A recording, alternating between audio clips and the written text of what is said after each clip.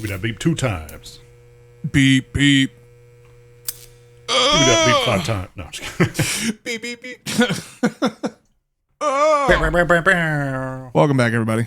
Welcome back to the Lousy Show. We are the Lousy Show. You're frozen again on your end. You're frozen again on your end. Not really. I know y'all can't see it, but I can. And all I just see is his faces. It happens he's looking time away, so just whenever I start recording, for whatever reason, it doesn't affect the recording camera. It's just the face cam for Discord. So it's kind of funny that the camera problems have followed you now. Because originally it was your iPhone. Now it's... Yeah, but this time it's on a camera that doesn't matter.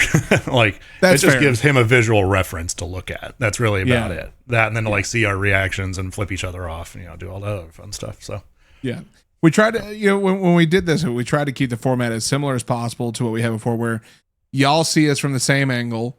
And we're technically still sitting in front of one another. Like we have a camera right in front of us where we can see each other dead on as if we were sitting across the table from one another. And that, it helps keep, I guess, the flow going a bit better too, overall. So, yeah, I mean, just do it like if we were just trying to do it as like a normal phone call, for example, I don't think it'd really work out very well, So no. like it'd be, we need to see each other's ugly faces. So, yeah, we definitely feed off of the visual cues and such. So, yep. But yeah, it's things do continue, and we keep things as lousy as possible for y'all. So yeah, it's got to be lousy. Otherwise, hope you enjoy it. Would be a good show, and we don't want that. I mean, hey, there's a reason we're called the Lousy Show. Cheers. Yep. Cheers to that. But let's go ahead and hop in, because you had an interesting topic you wanted to talk about, and it intrigued me because it's not something we've ever really done on the show before. No. And it could definitely lead to some good conversation, admittedly, but we've never actually brought this up on the show before. No, we've talked about like food as far as like tier lists and like Thanksgiving and things like that, but I've recently really gotten into barbecuing and smoking specifically. And I think we might have mentioned it once or twice, but you've always kind of been into it. And definitely did it a lot more than I did. But I recently picked up a new smoker, a pellet smoker, to make life a lot easier. And so we've had a little bit of conversation on that privately, but figured it'd be fun to jump on here and, just kind of be two dudes talking about barbecue in our 30s, because that's what we do. You either get really good at barbecue or you really know World War II history. There's no other option. Look, it's simple as this. You all have made your comments about all the male takes we make and the white cis male bullshit that we do. So we figured, let's double down. Let's lean into it. Yeah, that's us. Yeah. And that's what we're here for. We're here to offer these lousy moments for you to watch, to continue dropping those amazing comments for us, to remind us of how white male we are. So, you had picked up a pellet smoker. That's one thing I have not gotten yet, as a pellet smoker. I would highly recommend it. It's definitely made things easier. I will say the smoke flavor is a lot more intense on an offset. So I do have an offset smoker as well. I actually got him the same one that I had, just technically the newer version, when he first moved to Texas. It's like a little housewarming gift. And it's paid its dividends, because I've had many a good barbecue off of his barbecue. And so that one's an offset style. So for those that don't know, Joe, do you want to explain kind of how an offset works? Absolutely. So, future Sam, if you don't mind, like putting a picture up here. So basically an offset smoker, you would imagine, is a smoker's already a big barrel, as it is most commonly is a barrel. And you have your natural lift lid right here, whether it's the barrel's cut in half with a larger barrel shape on top, and you have the whole lid come up, or some of them even have like the almost like ammunition style, like round, where you're loading it, so you pull up a basically a door instead of the whole half. But typically it's gonna be a barrel, and then right connected to the bottom half on typically the right side, for all the ones I've seen, is your smoke box, your actual box where you're gonna be keeping your flame going, putting in more wood or coals or whatever you need to have that smoke roll through, and it pulls So you have the smaller piece here, the bigger barrel here, and it pulls the smoke in and up. And then you'll have your chimney on the far side, so it pulls everything through to hit that meat that's in the middle, or whatever you're smoking. Because I've smoked just about everything on that thing, like mac and cheese, a bunch of different things. So like it's pulling that smoke through. The big thing about an offset smoker that I find is more beneficial, to your point too, is the smoke flavor is a lot more prominent. Because you're using, specific wood blocks, which you can like soak your wood blocks if you want a big beefy smoke out of it. The style, the kind of wood that you use is also a big contributor to the flavor you're going to get out of your meat and out of the smoke as well. And then just overall, like you control the temperature consistently through that open, through your box, through your wood box. Like you are the key contributor to how hot it gets, how cold it gets, how much smoke is rolling, you positioning your meat wherever you want to go. I guess you could technically do that on a pellet smoker too, but you're more times than not in full control of what's happening, but also you do have to tend to this all day. Yeah. Or night, depending on what you're smoking. You can't just abandon it. Like you have to. Correct. You have to constantly be looking at it, looking at temps. Like, so it's a very not intense, but like a very focused task, I guess you could say. Yeah. A lot of, this could be an interesting word to use for, but I guess the one word I can use is, you have to have endurance because you're enduring the heat of it. You're enduring the day. Like typically, especially for me, when we were living in Texas, smoking in the Texas heat, like you're coupling the heat of the day with the heat of this. You're tending to the smoke box direct. Like you're taking faces of smoke every time, like whatever it is. Like you are tending to this, and you have to have the endurance for it because a good brisket, for instance, if you have a good sized brisket, can take anywhere from 10, 15, sometimes even 20 hours, depending on how the size of it. I usually did smaller shoulders, or pork butts for those who more commonly hear the term.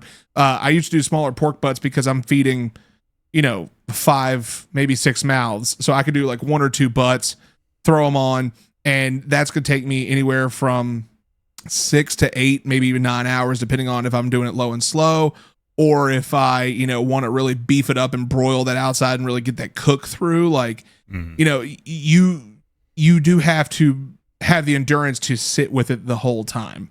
Yeah. Whereas for a pellet smoker, which I have used, but I don't own, you could speak more to the testament of that, of like the ease of use and such. And like, now that I've done it a few times, so a pellet smoker, kind of like a offset, uses smoke to cook. Now, of course, it uses heat as well.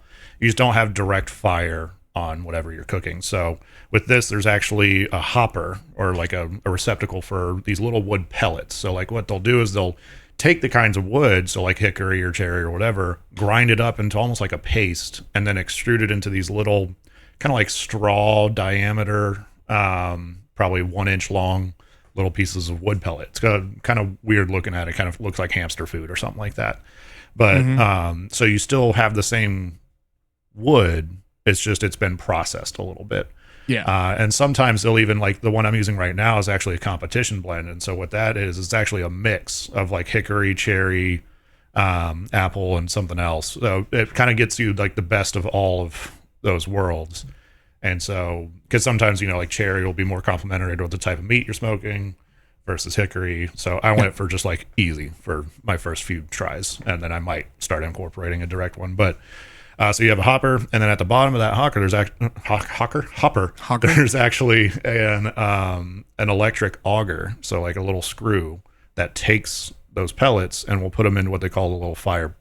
Sometimes it's called fire box. On this one, I think they call it like the fire pot, but it's basically just like a little kind of cup about yay big or so. And they fall into that, and they get ignited with a really hot little thing. And that causes a fire, and then it blows air into it to really stoke that fire. And so that produces smoke, which then will come up. And there's a couple different types of pellet smokers, but this one has like a heat shield, so it's not getting that like crazy direct heat. But then it allows the smoke to come up around that, and then it'll basically just sit there in the smoke and cook in the hot smoke, and then get it evaporated out. So it's not so much like a directional, like you have your offset moving up to the actual barrel and then out the chimney. This one's like it's underneath, it comes up because smoke rises, and then it goes out. This one, it's in the back. There's exhaust holes. There's not like a chimney like there is on our offsets. And so, but the really nice part of it is it has a temperature probe, and then it will automatically feed those pellets to maintain the temperature that you set. So sometimes it swings a little bit, but I mean, just any kind of smoking meat, it's going to swing a little bit regardless of what happens. And it does a pretty good job. Like it's within usually about 10, 15 degrees, and it usually only swings for like a minute or two, and then it stables out. And that's usually just as it's putting in the pellets, it gets a little bit hot there at the beginning. Yeah. So I will say to what you said there though too, that is one of the positives to an offset that a pellet smoker can't provide, is where your heat is all underneath pulling up. Yeah. An offset, the closer you put it to your box, the hotter it is. So for instance, if you're cooking two butts, right, and you have them side by side, typically more often you would have them front and back because that's going to push through them regardless. Yeah. But let's say you have them side by side. Well, the one closest to the box is going to cook a lot faster, but you want to get more of a smoky roll to it, and you want to get that good smoke ring. So then you have to flip them and have one closer to cook up, and have this one catching all that smoke for the smoke ring. Yeah, you do have a lot more freedom, in my opinion, with the offset than you do a pellet smoker. But I will say, for ease of use, for anybody out there who wants to get into barbecuing and actually wants to like try some new stuff, a pellet smoker is a great way to start, because it's not as much to learn, and it's not as arduous. That's the word I was looking for earlier. That's arduous. Yeah. It's not as arduous of a task as as the offset. Like if you want to be able to just have something where you can have fun with it on a weekend, where you're like, hey, honey, you know what? Let's go down to the local meat mart. Let's go get some, whatever selection we want, right? And just, you can cook up some sauces or whatever, or some rubs, and you try some new dry rubs, whatever. It's a lot more fun to be able to like just do. Yeah. Whereas an offset, it's you're prepping your meat, you're doing all of this, and then you have the task of keeping a fire going and all this, and the extra. So I will say the pellet smoker is more akin to an oven, where you just turn it on and set it. You'll still get it's the oven with a smoke flavor. Now, going back to your point where you said you have your your hotter side towards the firebox, pellet smokers do naturally have hot spots. So like once you kind of get to learn the pellet smoker a little bit, there's a neat trick. I haven't done it on mine yet, but like for example, just this last weekend, I cooked 3 racks of ribs party style. So basically, I cut up the ribs, seasoned them all beforehand, and then let them smoke with the seasoning on it, and it gets a really awesome flavor, kind of like burnt ends meets pork ribs, which is so fucking good. But there's a trick where you can take actually some biscuits and then just spread them all across the pellet smoker, like across your cooking surface, and then you'll see which ones get cooked first. And so that way you can kind of figure out where your hot spots are. Typically on the one that I have, which is a Pit Boss Lexington, it's around the edges where the heat comes up and around. So that's typically where so those I purposely kind of figured that would be the case. So I put all the thicker ribs on the outsides and then all the thinner ones on the inside, just so that way it didn't overcook any of them. And all of them were cooked pretty much to perfection. I think I had like 1 or 2. Actually, I ended up dropping them anyway, so I just threw them out. But that were a little undercooked towards the end. But well, I was gonna say too, is so especially for anybody out there who likes a charcoal grill. Yeah. You don't have to necessarily get an offset smoker or a pellet smoker if you want to be able to have some fun. You can actually use your charcoal grill. I've seen you remember the grill I had in Texas? It was it had 3 different levels of heat where you could basically, the best way to describe it, if you haven't seen this before, it's a normal grill. You have your grates, the lid, but underneath that there's a plate, and on that plate is where your coals reside. And you have the ability, like when you spread them out, you get them heated up with a chimney, of course, dump them on, and you have the ability to control where that sits. Well, something I did last year that I had a lot of fun with, because I didn't want to roll the offset out and have to do something. I wanted to smoke some ribs, but I also wanted to smoke some chicken wings and just a couple other things, and like try some like smoked peppers and stuff, and made like this smorgasbord of food. But what I did was I took my wood chunks and I sat them on the plate, kind of like in a X Factor, where I 1 1 1 1 1. So you have it all placed out, and then I had the coals hot and 2 chimneys, and I nestled them across. And what that did was it ignited the wood from the top and burned like a candle, and it pulled all that smoke up. So I put it on the lowest setting, but all that smoke rolled up, and you want to talk about flavor, dude. Oh, I bet. Yeah. So that's much more direct smoke flavor as opposed to offset or pellet. And it was perfect. Yeah. I mean, it like, and the one I had was it was a Kingsford grill. Which one was it? I wish I could find it. Future Sam, remind me, and I'll send a picture. I can find it. Okay. But like, probably won't. But like it's a great grill, and honestly they sell them, like it doesn't have to be at Kingsford. There's a bunch of others I found, like Walmart has a couple of them as well, that have the 3 level of temperature, but just set it to that lowest temperature, or lowest level rather. Have your wood blocks in there, and you can smoke just about anything. Now here's the kicker with that though. It is like you said, while it's a much more direct smoke, it's also a lot more direct heat. Yeah, so that long time. Correct. So what you're doing is you're kind of like speed smoking. You're like but you're like what would take a few hours, you're condensing down into an hour tops, because you're like, for instance, the chicken wings. I'm all about internal temperature. It's one thing you're always going to remember when you're smoking meats. It's all about internal temperature. Like for instance, you can cook a pork butt typically to 155, especially when it's wrapped. Take it out, wrap it in a towel, put it in a cooler, and shut it, and let it set for like 2 hours. And especially because I have this dope temperature gauge by Govee. A shout out to them. We're not sponsored, but hey, what's up? Like the temperature gauge I have, it's full, like it's a full wireless system where it'll tell me when it hits the temperature I set it to, and you'll watch while it's in that cooler, it's still cooking inside the foil, inside the towel, inside the cooler, and it rises to that temperature. And then when you take it out, right off the bone, dude. Yeah, I'm talking. You could literally just take gloves and it will fall apart right in your fingers. That's the next thing I want to do is a pork butt. And I'm I'm actually probably gonna, after this, get some help from you about like kind of what to do. But it's like smoking's a lot of fun, but it's also, like I said, it is an arduous task, because it's not just throw something on the smoker and call it a day. Like you do have to prep your meat correctly. You do have to find the right rubs that are going to work well. I am, and Sam can attest to this, I love being in the kitchen. I love trying new things. I love testing, like, mixing stuff and seeing what works well.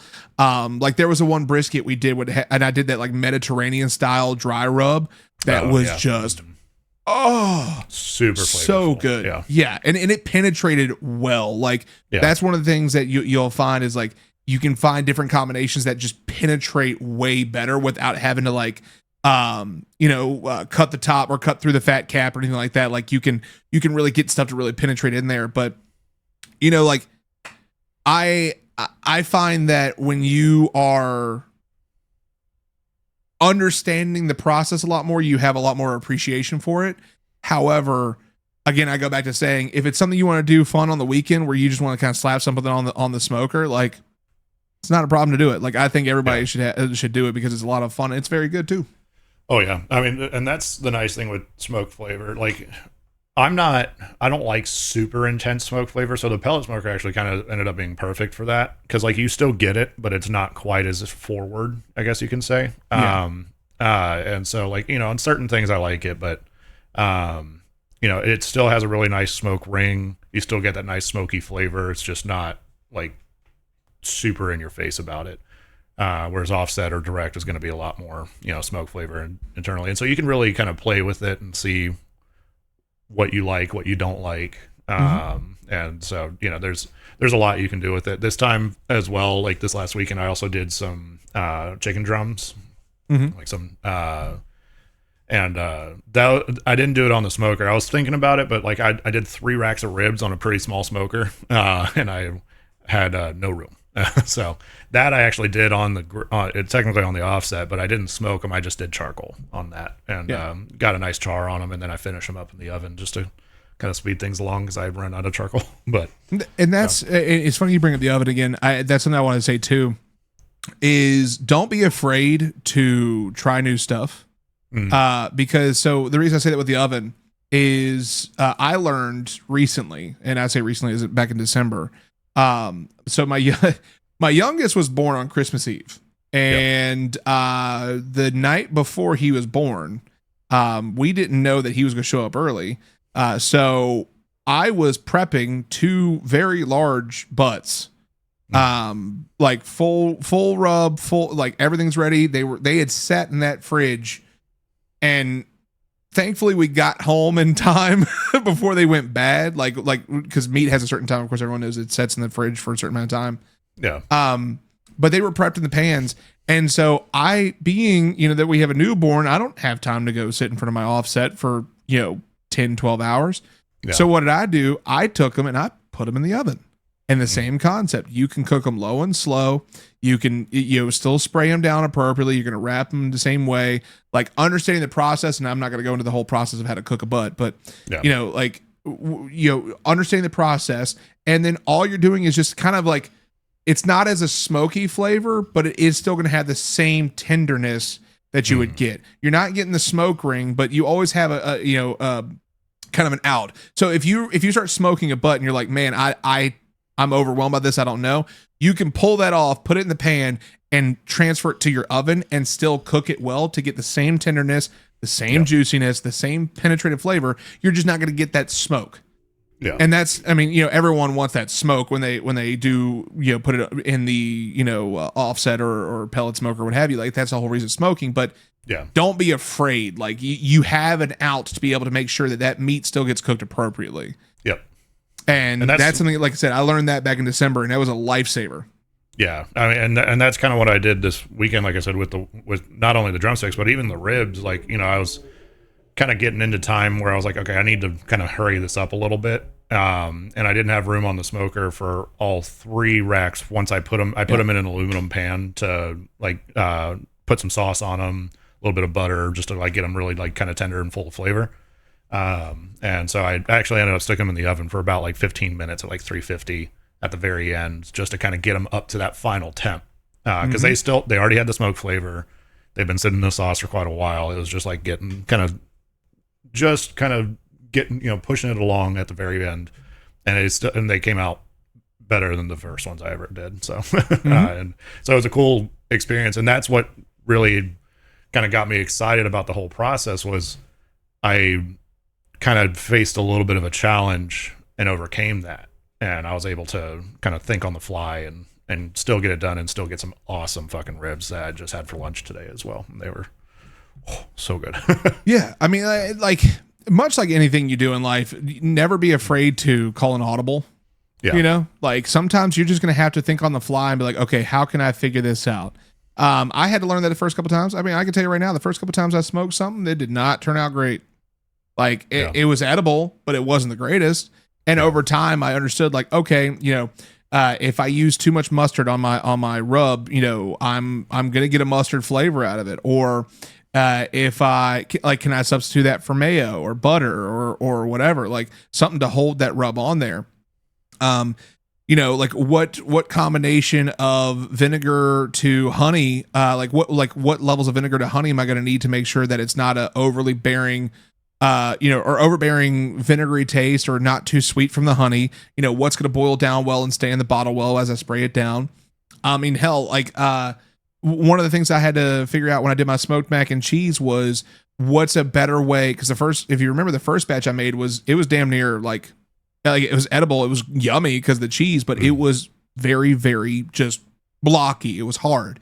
Yeah. And so I had to figure out, okay, what do I need to do? And so the next time I did it, I made a roux, and I did that. And when I mixed the cheese in, I made sure that roux was getting through everything. So that way it was much more of a softer cheese than it was. Yeah. Correct. A softer, saucier cheese than it was just shredded cheese or fresh cheese sitting in there. So like you always have to evolve when you're cooking or when you're smoking. It's never just a one size fits all scenario. You're going to it's a one pill we hate to swallow. You're gonna fuck up. Like, you know, there's no doubt about that. And I mean, like even our buddy Aqua, like he's a master at smoking meats. Like he's a chef. He does a phenomenal job at it. And even he tells me all the time, he's like, sometimes I fuck up, you know, like, and I got to think on the fly to fix it. Part of life. Yeah, absolutely. But I think you know, because I do plan on getting me a pellet smoker as well, just for the ease of use of it. Like I want one, not because while I'd like that smoke flavor, again, I don't have the ability to just sit in front of my offset all day. Yeah. But I definitely could see myself getting one just to have the ability to throw something on, and by dinner time it's ready to rock and roll. Like, and that's exactly why we got ours, is because we wanted to, you know, we already cook a lot, but we wanted to kind of try some new things, and just kind of expand our capabilities. So we're very worthwhile investment. Very glad I did it. And I'm excited to try new things. Like I said, I'm do a pork butt next, and then I don't know what else from there. Maybe try my own smoked mac and cheese. I don't know. Yeah, I mean, and that's something too. Is like you'll learn very quickly for anybody out there who doesn't do it. And if you do it, like let us know your smoking journey as well. I'd love to hear some recipes or whatnot. Drop them in the comments down below. Like I always love trying new rub recipes or just what have you. But you know, you'll find very quickly when you have the ability to do it more often. Like you know, it's nothing to go throw something on and be able to tend to it throughout the day. You know, and enjoy it, you know, for dinner time, like on the weekends. Like I know once I get mine, I'm gonna be like, all right, baby, we're having pork butt tonight. Like I'm gonna go prep one up real quick and you know, and have it ready to go the next morning, do the thing and be able to go about my day and do what I need to do and still be able to tend to it. Like, you know, it offers a whole new level of meals that you weren't considering before. And even to that you know, example, like you could literally stock up on it. Like you could go and make 3 or 4 pork butts and then vacuum seal like half of it, and then later on sous vide it, and it's going to come out exactly like it did when you first shredded it. Yeah. You know, like it's there's so many different options you can do that you're not. It's almost like an unlimited factor of the freedom is yours to do as you wish. You like pick your own adventure kind of thing. Yeah. So choose your own adventure. That's funny. I'm curious. So as far as woods that you've used, like what wood is your favorite? So on the pellet, I've only used a competition at the moment. The offset, I typically like a hickory or a cherry, but it depends on what we're cooking too. So like, you know, some woods, kind of like I was alluding to earlier, are a little bit more complementary to, you know, like red meat versus chicken versus pork versus fish, you know. So so far really only done red meat and chicken. So I mean, typically hickory, cherry, and then the competition blend are all perfectly suitable for that. At a friend's house, they had done a mesquite on something. I can't remember what it was.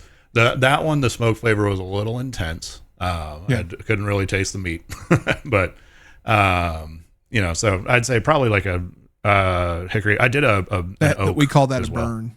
A burn. Yeah. That's just you just burnt it, bro. But yeah, what about you? I love some applewood. I'm gonna be honest. Applewood's great too. Yeah. Applewood is my go-to for most pork. I've used so I did, this was when I did my chicken wings, I used, I want to say cherry.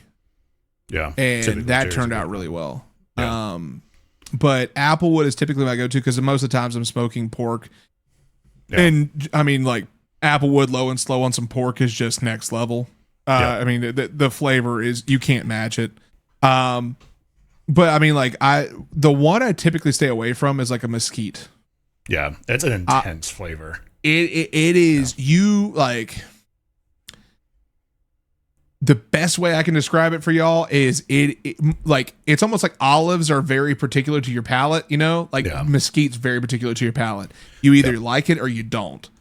And I've never found someone in between. If you are in between, definitely let me know. Like that is something where and bear in mind my control group is very small, so I'm not counting for 8 billion people in the world, but man, I tell you, like mesquite is one heavy hitting motherfucker. Pungent. Yeah. But hickory's also good too. I've done a mix of there was one, actually I think as a matter of fact, you and I, if I'm not mistaken, the day you and I smoked together when we did it live, I'm almost 100% certain I did a combination applewood and hickory. I think so. Yeah. You had 2 bags, and we were pulling from, like, we'd alternate. Yeah, because I know when we started, we initially started 2 blocks of each to really get that smoke rolling, and then I almost want to say we were alternate between the 2, which I think we finished off on applewood, but because we just had shards left to really like burn out. Yeah, we actually finished that bag. It was a big ass bag. That was a big bag, but it was 2 pork butts then, though, right? Like 2 pork butts in the first batch of smoked mac and cheese. Yeah. Oh yeah, and then the mac and cheese. Yeah, so it was a lot going on then, but yeah. And I do. Go ahead. Go ahead. No, you go ahead. Après vous. Okay. No, I was just gonna say, like, I do enjoy trying others, but that is absolutely my go-to. So, do you think you'd want to get a griddle, like a Blackstone, at any point? I go kind of hibachi. That's a whole different level of cooking. I know, it's to be honest with you, but it's kind of been lumped in recently. I've noticed on a lot of the videos I've been watching. Not as far as smoking, of course, but just like outdoor cooking, you know? So here's the thing. I would say this. I've noticed that it's been lumped in a lot too, but it's because of the exteriors. Yeah. Like they're searing up something or they're cooking up something that goes with the smoked meat on the smoker. Yeah. So like I could see why someone would want it. I could definitely see why someone would want it. Yeah. I personally don't see the necessity or if I would use it that often. Yeah. Because if I'm cooking for a party, sure, maybe if I'm feeling, fun and wanting to like cook for the family or something, maybe. I'm sure at some point I'll get it and I'll be like, oh, this is fucking game changing. But like, like when I'm cooking outside, like if I'm focused on the smoked meat, especially with an offset, if I'm focused on that, I'm very rarely pulling away to go do something else to cook something else. So like, I'm not going to find that time to go like, okay, got the butts on the smoker. Let me roll over here real quick and go cook up, some peppers and onions or whatever we're going to put on this or something. Like it's not like I'm going to be flip flopping back and forth. Now, if I had a pellet smoker, maybe, because they have a lot more freedom with that. I can go tend to this, so on and so forth. But I don't know, like Blackstones are cool. I just haven't personally found the reason to get one yet. Yeah. Oh yeah. If I got one, it'd be totally separate from anything else. It'd be doing like hibachi shit and,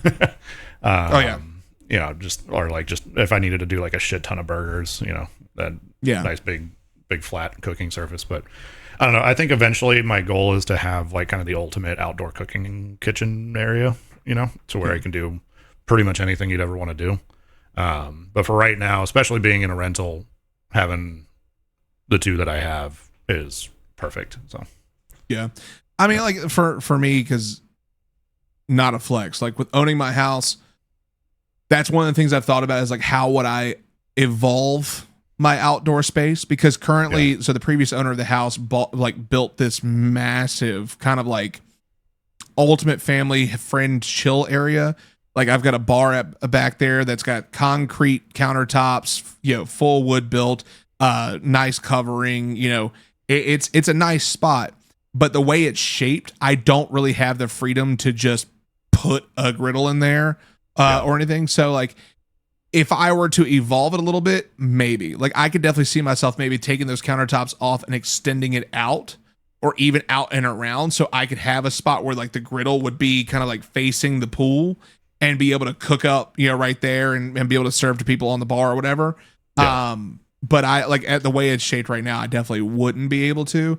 That's a future project though, like because that's gonna be taking a fuckload of lumber. I'm gonna have to extend that roof out a little bit. Like that's gonna be a whole massive fucking project that I just don't feel like undertaking right now. Oh yeah, no, especially since you just moved in. Yeah, because it's also looking at moving like any kind of electrical, because I know there's like sockets that they've installed like on posts out there and such.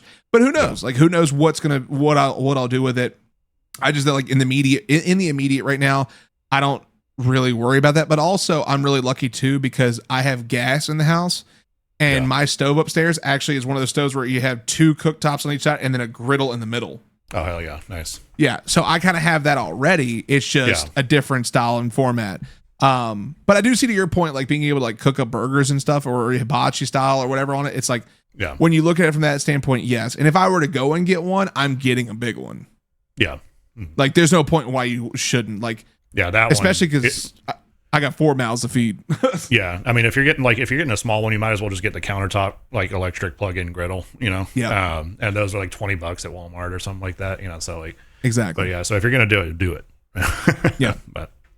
But all in all, like I think for the viewership out there, especially if you're interested in starting, and bear in mind, ladies, we know that a lot of you are still predominantly our viewership, and this is very considered a very male conversation, but anybody can grill. Doesn't matter. That's what I'm saying. Don't be afraid. Like go get your wood on. Go get your smoke on. You know what I'm saying? Yeah. Like my wife's gonna be doing it here soon too. So yeah, like and that's one of the things. Like and I'm not gonna get political or philosophical anyway, but like that's one of the things you commonly hear is like, oh, the man's outside smoking the meat. No, ladies, get out there and go smoke some meat. Have some fun with it. Like it doesn't matter. Enjoy it. Definitely get out there. But again, don't be afraid to fuck up. Don't be afraid to call audibles. Not everything's always going to be perfect, but guess what? It's still going to be edible. Just follow exactly what you do. And again, if you have any like recipes that you try, like rubs, whether it's dry or wet, any kind of like meats that you prefer to smoke, any kind of wood that you prefer to use, anything like that, drop it in the comments. We'd love to hear. That'd be awesome. But we're going to get out of here. Hit the like button on the video. If you've been liking this kind of content, we appreciate everybody who's watching the podcast. Make sure to subscribe while you're here. We will catch you in the next one. See you. Later.